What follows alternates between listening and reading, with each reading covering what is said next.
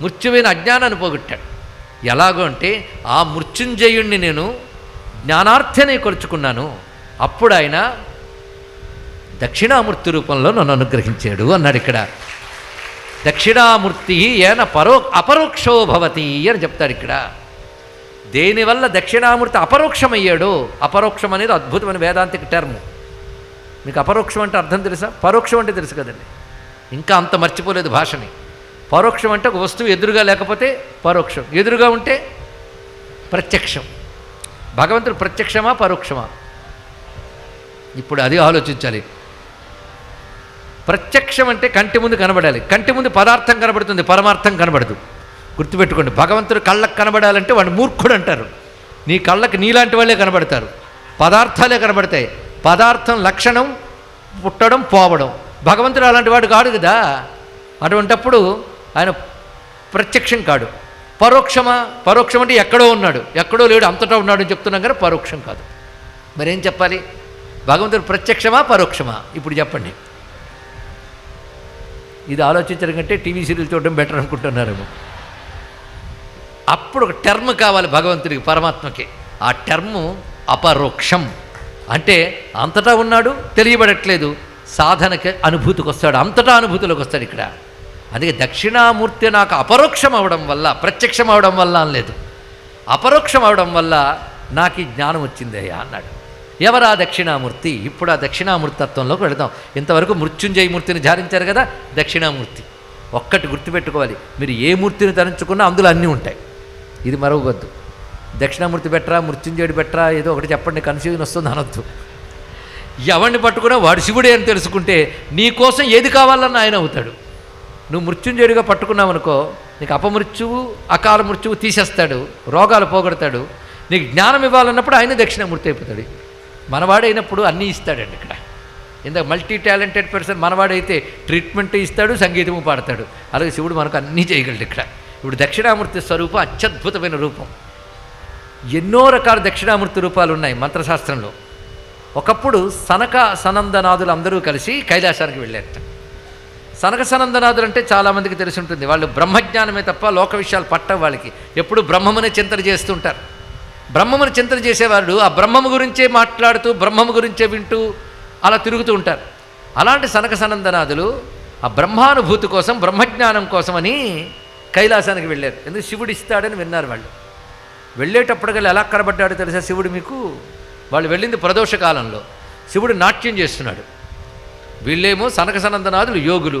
వాళ్ళు ప్రశాంతంగా కూర్చొని ఏకాంతంలో భగవంతుని చింతన చేసేవాళ్ళు. వీళ్ళు వచ్చి చూసేటప్పటికల్లా శివుడి దగ్గర నానా పటాటోపం ఉంది. ముందుగానే వాళ్ళు ఆవిడితో నాట్యం చేస్తున్నాడు. చూశాడు, ఇంత సంసారి, ఈయన మాకేం జ్ఞానం చెప్తాడు అనుకున్నారు సనక సనందనాథులు.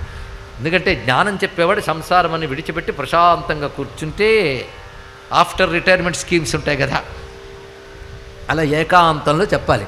అలాంటిది ఈయనేం జ్ఞానం చెప్తాడయ్యా? పైగా డ్యాన్స్ చేస్తున్నాడు, గానా బజానా. చుట్టూ దేవతలందరూ చూస్తున్నారు. ఒకరేమో మృదంగం వాయిస్తున్నారు, ఒకరు పాట పాడుతున్నారు, ఈయన డ్యాన్స్ చేస్తూ ఉన్నాడు. ఇంత సంసారం పెట్టుకున్న ఆయన మనకి జ్ఞానం ఏం చెప్తాడు? మన పొరపాటును వచ్చాం అనుకున్నాడు సనక సనందన. ఎందుకైనా మంచిది ఈ సందట్లో ఆయన కూడా గమనించడం, మనం వెళ్ళిపోదాం పదా అని సనక సనందనాథులు వెనక్కి వెళ్ళిపోతున్నారండి. ఆయన ఎంత నాట్యంలో ఉన్నా గమనించేశాడు ఆయన. ఇక్కడ వీళ్ళు నెమ్మదిగా కైలాసం నుంచి వస్తున్నారు. వచ్చేటప్పుడు కొంత దూరం వచ్చేటప్పటికల్లా పెద్ద మర్రి చెట్టు కనబడింది. ఇక్కడ అది ఎంత ఉందయ్యా అంటే 100 యోజనాల పొడవు, 75 యోజనాల విస్తీర్ణము అయిన పెద్ద మర్రి చెట్టు. అంత మర్రి చెట్టు ఎక్కడైనా ఉంటుందంటే కైలాసంలో ఉంటుంది. ఇక్కడ అలాంటి అద్భుతమైన మర్రి చెట్టు కనబడింది. ఆ మర్రి చెట్టు కింద ఒక్కడు కూర్చున్నాడు. ఒకడే ఏకాంతంగా కూర్చున్నాడు ఆయన. ఆ కూర్చున్నవాడు చుట్టూ తలలు పండిపోయిన వృద్ధులు కొంతమంది చుట్టూ కూర్చున్నారండి. ఇక్కడ మధ్యలో ఆయన ఉన్నాడు. ఆయనేమో కుర్రవాడు. వాళ్ళు చూసి ఆశ్చర్యపోతున్నారు. చిత్రం వటతరోర్మూలే వృద్ధా శిష్యా గురుర్యువ గురోస్తు మౌనం వ్యాఖ్యానం శిష్యాస్తు చిన్న సంశయా. పైగా బోల్డ్ అండ్ డౌట్స్తో జ్ఞానం కోసం వస్తారు. ఈ ప్రశ్న వేద్దాం, ఆ ప్రశ్న వేద్దామని. ఆయన ఏదైనా ఉపన్యాసం ఇస్తున్నాడేమో విన్నారు. ఏ సౌండు లేదు, మౌనంగా ఉన్నాడు ఆయన. చుట్టూ శిష్యులు ఉన్నారు. ఆ శిష్యుల ముఖాల్లో క్వశ్చన్ మార్కు లేదు. జ్ఞానం పొందిన తృప్తి ముఖంలో కనబడుతుంది. అంటే ఆ గురువు ఏం చెప్పాడు? ఏమీ చెప్పలేదు, మౌనంగా ఉన్నాడు. ఇక్కడ మౌనంగా గురువుగారు కూర్చున్నారు. పైగా గురువుగారు కుర్రవాడు, శిష్యులు వృద్ధులు. ఎన్ని ఆశ్చర్యాలు చూడండి.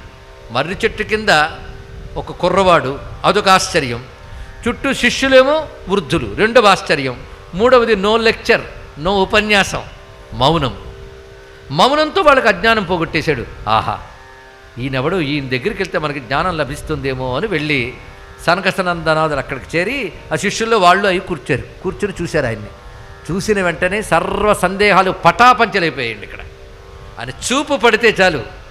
అంటే ఆ చూపు పడితే ఏమవుతుంది? ఇందాక చెప్పుకున్నాం కదా, వెంటనే దోషాలు దగ్ధమైపోతాయి, జ్ఞానం అనే కాంతి వస్తుంది, శాంతి అనే చంద్రకాంతి లభిస్తుంది. ఇక్కడ ఆ మూడు లభించాయి అంతే.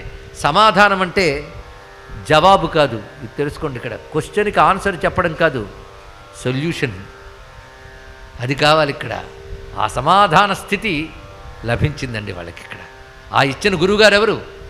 దక్షిణామూర్తి. అని ఉపన్యాసం ఇవ్వలే. ఎందుకంటే చీకటి బాగా గదిలో ఉందనుకోండి, మీరు దీపం వెలిగించారు, దీపం వచ్చి చీకటి వెళ్ళిపోమ్ము ఎందుకనగా అని ఉపన్యాసం ఇస్తుందా? అంటే దీపం వెలిగితే చాలు చీకటి పోతుంది, దక్షిణామూర్తి స్ఫురిస్తే చాలా అజ్ఞానం పోతుందండి. అటువంటి వాడు దక్షిణామూర్తి స్వరూపం. ఆయన సాక్షాత్కారం మాత్రం చేతనే వారికి సమస్తమైన అజ్ఞానాలు పటాపంచలైపోయాయి. ఇది తెలుసుకుని సనకసనందనాథులు చేరి, ఆహా, అక్కడ ఇద్దరున్నారు, ఏం లేదు, ఇక్కడ ఒక్కడున్నాడు శాంతినిచ్చాడు అనుకున్నారు, ఇంకా అజ్ఞానం ఉంది. అబ్జర్వ్ చేశారండి. మొత్తం కామ్గా కూర్చుంటే రూపాన్ని చూడొచ్చు. అప్పుడు పట్టేశారు. అక్కడ ఇద్దరుగా కనబడ్డాడు ఎవడో, వాళ్ళిద్దరూ కలిసి ఒకటిగా ఇక్కడ కనబడ్డారని తెలిసిందని. ఇక్కడ నేను చెప్పిన ఈ కథ అంతా మీరు రోజు చదువుతున్నదే. స్వతంత్ర సర్వతంత్రేషి దక్షిణామూర్తి రూపిణి, తర్వాత సనకాది సమారాధ్య శివజ్ఞానప్రదాయిని. ఈ కథే మొత్తం అందులో ఉన్నది. ఇక్కడ ఏమిటి ఇందులో మర్మము అంటే, దక్షిణామూర్తి బాగా అబ్జర్వ్ చేశారు. ఆయనకి కుడి చెవికి మకర కుండలం ఉంది, ఎడమ చెవికి తాటంకం ఉంది. అందుకే విగ్రహాలు కొంచెం అబ్జర్వ్ చేయండి, దండం పెట్టి వచ్చకుండా. వాటి వెనక వాళ్ళకి ఫిలాసఫీ ఉంటుంది. కుడి చెవికి మకర కుండలం. మకర కుండలం అంటే మొసలి ఆకారంలో ఉన్న కుండలం. ఇది పురుష ఆకృతులకు ఉంటుంది. తాటంకము చెవి కమ్మలంట, అది స్త్రీకి ఉంటుంది. ఇది చిత్రం ఏంటంటే, కుడి చెవికి మకర కుండలం, ఎడమ చెవికి తాటంకం ఉంది. ఇక్కడ అమ్మ అక్కడ చూస్తే ఇద్దరు కనబడ్డారు, కనుక సంసారం అనుకున్నాం. కనుక ఇక్కడికి వచ్చేటప్పుడు కల్లా ఇద్దరు కలిసి ఒకటే కనబడ్డారు. కనుక ఈయన దక్షిణామూర్తి అని మగాడు అందామా? దక్షిణామూర్తిగా ఉన్నది అమ్మవారు అందామా? అమ్మవారే అన్నారు, దక్షిణామూర్తి రూపిణి అన్నారు. ఇక్కడ ఇప్పుడు శివుడు దక్షిణామూర్తి, అమ్మవారి దక్షిణామూర్తి.